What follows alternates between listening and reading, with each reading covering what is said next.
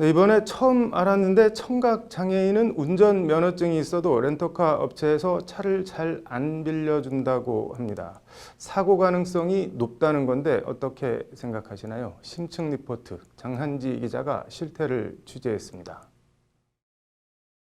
인터넷 포털 사이트에서 렌터카 업체를 검색해 무작위로 전화를 걸어 청각장애인에게 차량을 렌트해주는지 물어봤습니다.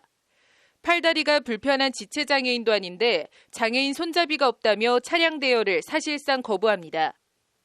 이게 뭐 따로 장애인용으로 나온 차량이 아니라서 함유 장비는 없으세요. 근데 운전이 가능하실까요? 소리가 안 들리시는데? 또 다른 렌터카 업체도 사고가 날 위험이 크다며 손사래를 칩니다. 그것 때문에 조금 힘드실 것 같은데요. 이제 장애를 갖고 계신 분들 자체가 운전하시기가 청각장애 같은 경우 조금 힘들 것 같아요. 아무래도 사고가 다른 업체들도 대부분 반응은 대동소이했습니다.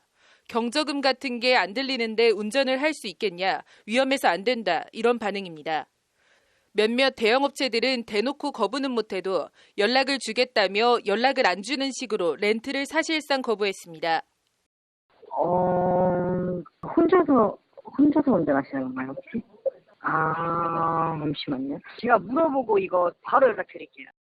하지만 이런 식의 렌트 거부는 현행법에 위반하는 명백한 장애인 차별 행위입니다.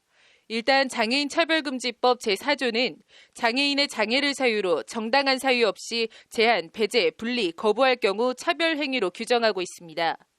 또 같은 법 제19조는 교통사업자는 교통수단을 접근 이용함에 있어서 장애인을 제한, 배제 등을 해서는 안 된다고 명시하고 있습니다.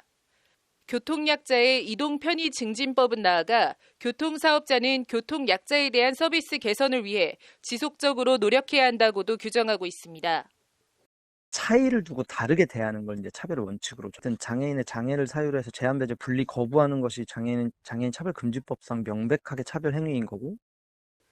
이에 지난해 6월 차량 렌트를 거부당한 청각장애 2급 김모 씨가 인권 침해라며 인권위에 진정을 냈습니다.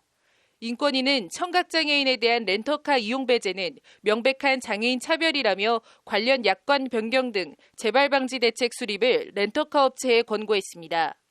청각장애인이 비장애인에 비해 운전 미숙 또는 교통사고의 비율이 높다고 볼 객관적인 증거가 없다. 청각장애인이 엔진 시동음을 들을 수 없다 해도 계기판 경고등이나 차량 진동 등을 통해 차량 상태를 충분히 인지할 수 있다며 이같이 결정했습니다.